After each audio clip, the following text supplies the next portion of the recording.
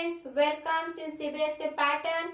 Today we are learn the chapter number 1, number system, exercise 1.2 and lecture 6 of this chapter. Example number 2. Are the square roots of all positive integers irrational? If not, give an example of the square root of a number that is rational numbers.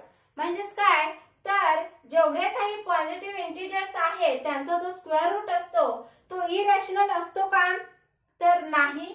या प्रश्नाचं उत्तर आहे no.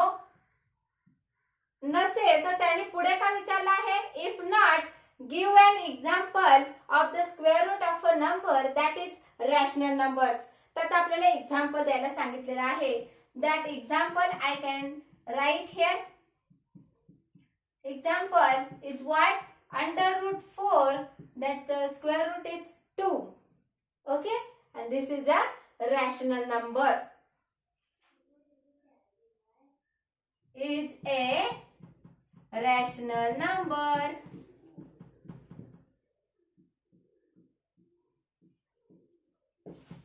Okay? In that way we can write down the given answer of question. मला वाटते तुम्हाला हा question समजला असेल, answer देखील समजला असेल.